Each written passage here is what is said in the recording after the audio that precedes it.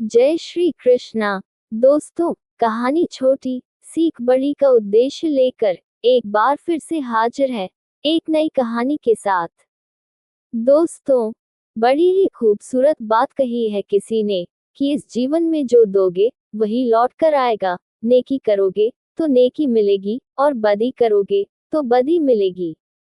दोस्तों, एक बार की बात है, एक छोटे से गांव में एक आदमी रहता था।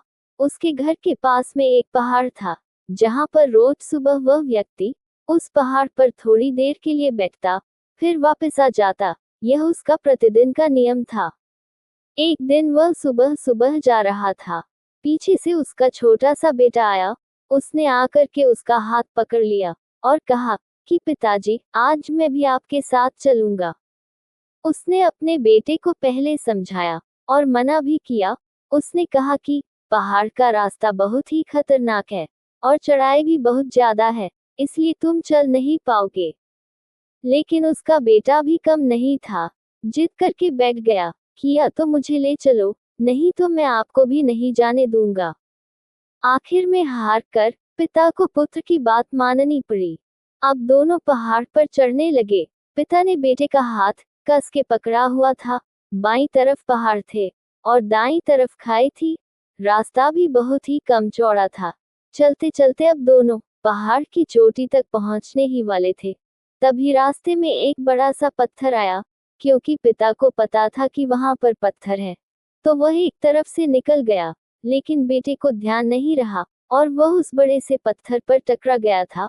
उसके मुंह से जोरदार से चीख निकली और जैसे ही वो चिल्लाया, उसकी ऊंची आवाज उन पहाड़ों में गूंजने लगी।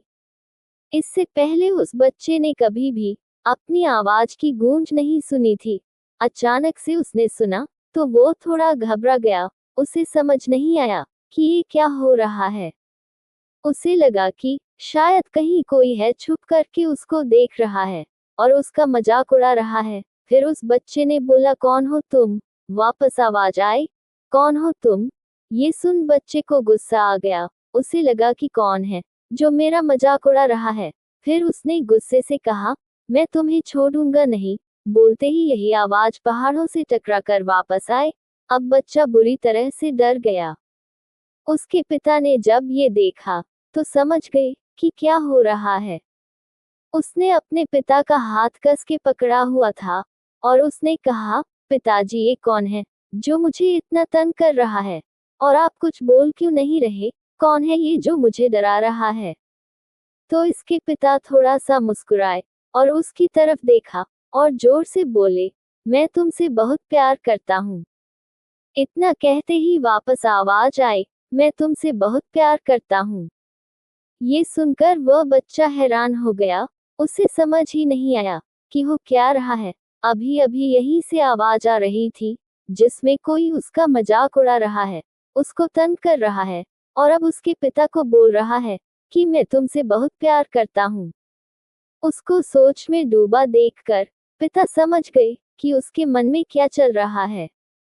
और फिर दोबारा उन्होंने बोला, तुम बहुत अच्छे हो।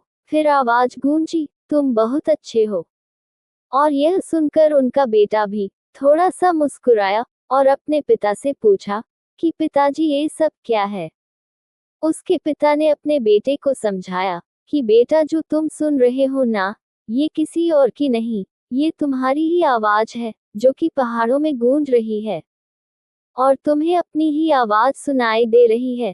जैसा तुम बोलते हो ठीक वैसा ही तुम्हें सुनाई देता है।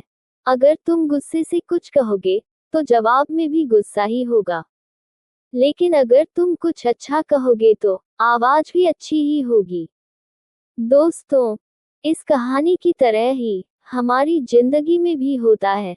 जैसा हम अपने मन में इस जिंदगी के बारे में सोचते हैं, ये जिंदगी भी हमारे लिए बिल्कुल वैसी ही हो जाती है।